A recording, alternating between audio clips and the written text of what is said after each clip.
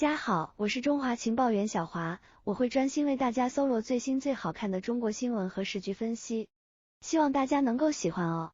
如果你不想错过任何最新时局消息，记得订阅并添加小铃铛哦。显然，这是一个非常周末，这应该不用我多解释，疫情还在很多个国家蔓延，人们生活在焦虑中继续。但毕竟是周末，许多炒股的人终于暂时告别了股市的惊心动魄。但一些重大改变也在悄悄发生，至少这个非常周末3件不同寻常的大事，世界关注影响深远。第一件，特朗普接受了新冠病毒检测，外界一直有呼吁，特朗普终于也有响应，毕竟他最近接触了不少人，关键是有人还确诊了。在周六的记者会上，特朗普是这样说的，自己是13日晚上接受的检查，目前还不知道结果。今天的记者会前，他还接受了体温测试，结果正常。所以结果怎么样呢？阴性。反正近期的国际政治圈里，不少领导人都接受了检测。巴西总统博索纳罗一度还传出中招了，以至于他赶紧主动辟谣，我的检测呈阴性，不要相信假新闻。加拿大总理特鲁多肯定接受了检测，因为他夫人已经中招，以至于有加拿大人开玩笑说，加拿大人现在陷入了两难，如果总理感染了病毒，人们将可能不信任政府，如果总理没有感染病毒，人们将可能不相信爱情。这倒不存在什么信任不信任的问题，病毒一视同仁，它可分不清国籍、肤色、贵贱。只是如果这些领导人真确诊了，接下来该怎么办？希望他们都没问题吧。第二件事事关民生，欧美的超市货架空荡荡。为什么说这是大事？民生是最大的政治啊。也不需要多说，西方前所未有的抢购现象，以前琳琅满目、货品充足的西方超市，现在很多货架都空了。当然，扫荡式购买背后，还是对疫情迅速扩展的不安和恐慌。一个又一个西方国家进入紧急状态，就在北京时间今天早上，法国宣布封国。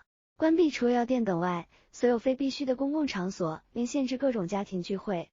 对于美国人前所未有的抢购行为，特朗普也表示这可以理解的。非常时期，3件非常事件，有些有关联，有些也未必，但都对接下来的国际政治经济格局带来重大深远影响。老规矩，简单说2点吧，还是主要讲疫情。第一句，这个世界没有一个人可以侥幸，如果要列举中招名单，各种社会名流，各种部长副部长，我们可以列上长长的一串。小心不是坏事，所以很多领导人都进行了检测，包括特朗普。所以白宫也说了，所有与特朗普和副总统彭斯近距离接触过的人，现在都要接受体温检测。病毒可没有大局观，任何大意结果都可能是灾难。出来混总会还的。第二句，这个世界轻慢的结果就是恐慌。以往最淡定的人群，现在成了最会抢购的人群。以往物资供应最充足的西方，现在货架上也是空荡荡。这可能是2020年的最魔幻的一个地方了。说明什么呢？中外一对比，我们或许更明白，我们前期确实有不足，要深刻反思，让我们后期下定决心。全国一盘棋，这种决策和执行力，全世界都是目瞪口呆，人性都是一样的，决策结果是不同的。无知不是生存的障碍，傲慢才是。回顾2020年春，疫情凶猛，中国危急。2020年春，一个14亿人口的世界大国，强行按下暂停键。尽管我们用各种方法娱乐自己，可每个人内心深处总藏着一丝恐惧。没有人知道这辆运行了40多年的高速列车，急刹车后会产生什么样的后果。更多人在暗自祈祷，愿天佑中华。幸运的是，直至今天，我们能看到中国社会仍在正常运行。这个社会虽然慢了下来，但整体来说仍然有条不紊。商超百货保持正常开业，生鲜肉蔬供应没有中断，物流行业继续精准运转，实体企业开始正常复工，数字企业网络云上办公，教育课程开展云上直播。今天能做到这一切，也算是一个奇迹。为什么这样？因为现在的中国不一样，改革开放40年以来，中国依靠市场建立了一个强大的免疫系统。这个系统复杂而强大，它在这40多年来不知不觉中延伸到社会每个角落。疫情来临之时更显见状，在全方位的保卫着每个人。人体特异性免疫为什么有时失效？因为它面对的是新病毒。而社会的特异性免疫为什么考验一个国家？因为它面对的是突如其来的社会危机。这种社会危机和新冠状病毒有些相似，但也不完全一样。它有3个特征：一、突发性；二、整体性；三、难以预测后果。面对这样的突发危机，社会要在一瞬间行动起来，并且动用所有力量来对抗已有的灾难。而且在对抗这种灾难时，又不能产生更多次生灾难，甚至出现死亡情况，这就要检验社会免疫系统整体性和平衡性。与人体免疫系统的第3道防线非常相似，社会免疫系统像是一张连接完整的防护网，每一部分都互不可缺，它们既需要各司其职，又得相互协作。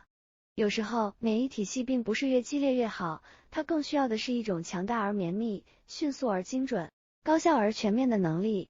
这种能力没有任何一个组织和个人能够做到，只有市场才有这样的力量。因为这40年来构建的市场力量，我们才有强大的物质储备。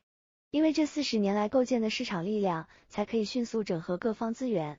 因为这40年来构建的市场力量，也才能在集中救治时又免于免疫因子风暴。疫情发展到今天，我们表扬了很多人，歌颂了很多人，而最大的功臣就是这个沉默的市场。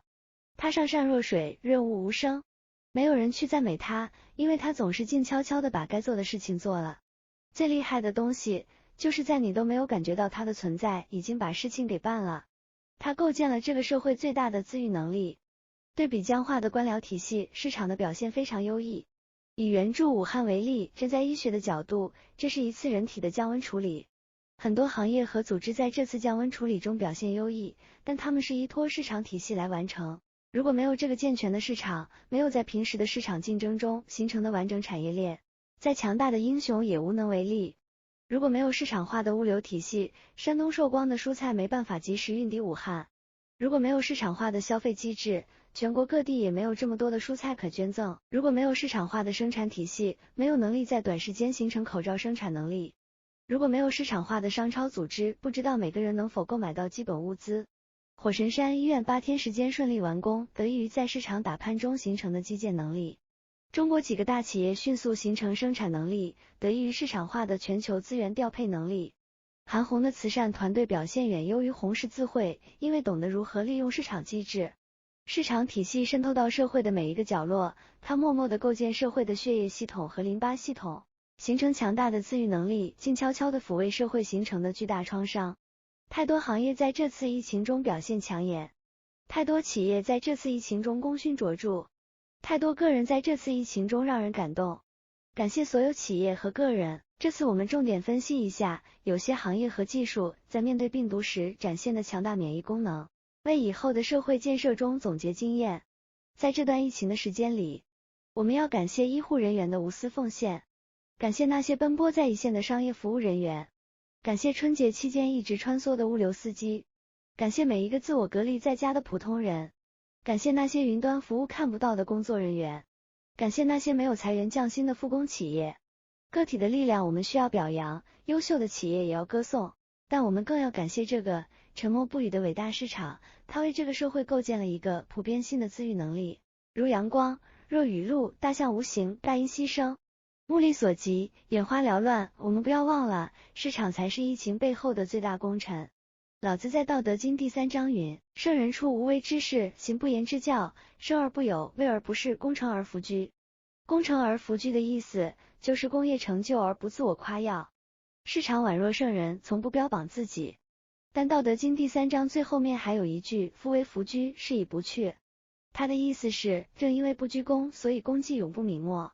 向中国市场致敬，向中国人致敬。